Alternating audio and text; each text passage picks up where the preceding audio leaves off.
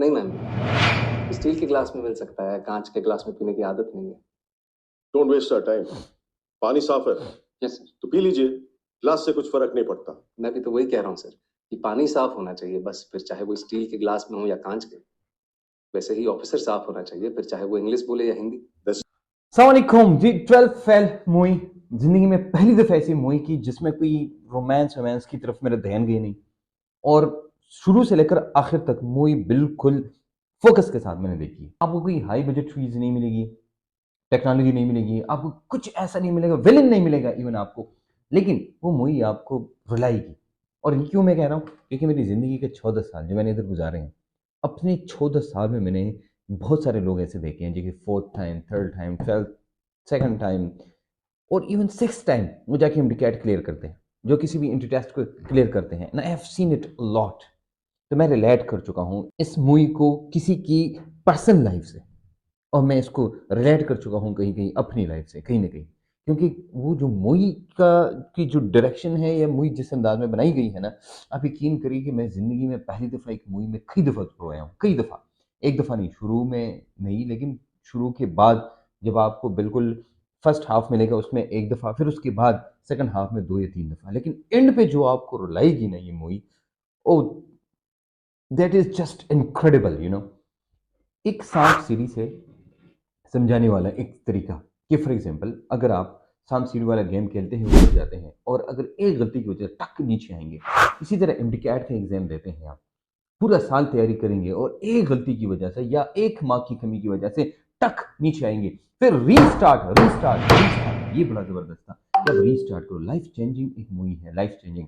हर एक स्टूडेंट को ये देखनी चाहिए, हर उस बंदे को जो कोई इंटरेस्ट दे रहा है उसको देखनी चाहिए, हर उस बंदे को जो कहता है मेरी जिंदगी में तकालीफ है, जाके उस बंदे को ये देखनी चाहिए। ऑफ कोर्स कुछ चीजें आपको थोड़ी सी फिक्शन लगेगी, कुछ गलतियां आपको मिलेगी, जैसे फॉर एग्जांपल फर्स्ट में फेल, थर्ड ग्रेड, उसके बाद बहुत सारी चीजें।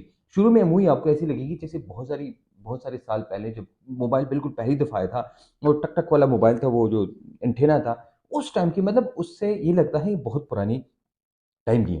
फिर उसके बाद जब कलेक्टर साहब बन जाती है उनकी बीवी, फिर वो जो गाड़ी में आते हैं तो वो गाड़ी बड़ी पुरानी होती है, वो भी लगता है कि भाई 1975 की बातें हैं, लेकिन एकदम एक लाइव सेशन एंड में होता है, जिससे लगता है कि भाई 2024 में हम जी रहे हैं।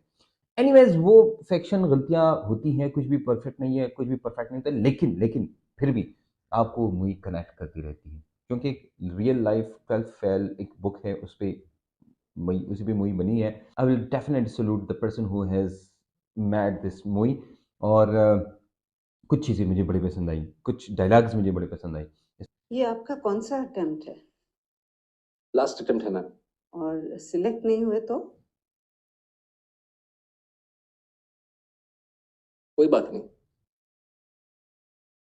हार नहीं मानूंगा, हार नहीं मानूंगा, रार नहीं ठानूंगा, हार नहीं ठानूंगा।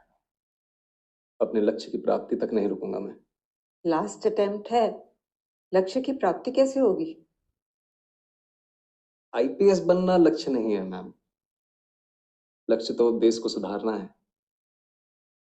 अगर मेरा सिलेक्शन नहीं होता है तो मैं गांव जाके टीचर बनूंगा और बच्चों को पढ़ाऊंगा कि चीटिंग छोड़नी होगी। वाह। और अगर वो उस उम्र में ये बात समझ जाएंगे तो जीवन में कभी चीटिंग नहीं करेंगे। और ये बात मुझे तब सूझी जब एक दिन नेहरू विहार की लाइट चली गई थी और मैं स्ट्रीट लैंप के नीचे पड़ रहा था कि if I cannot be the sun that lights up the earth, if I cannot be the sun that shines upon the earth, I can still be a lamp and light up my street. अगर मैं IPS नहीं बना या मैं कोई officer नहीं बना तो मैं जाऊंगा अपने गांव में, टीचिंग करूंगा और लोगों को समझाऊंगा कि चीटिंग नहीं करनी है। ऐसी बहुत सारी चीज़ें हैं लाइफ में कि अगर आप उसको देखें तो आप उस इस मूवी को खुद के साथ रिलेट कर सकते हैं। End of course really really मैं जितना रोया हूं ना, आप सोच भी नहीं सकते। मूवी अकेले में देखिए या हैंड्स फ्री लगा कि आप इसको फील करें, हर एक बीजीएम को, यानी बैकग्राउंड म्यूजिक को, हर एक बात को, हर एक डायलॉग को आप फील करें।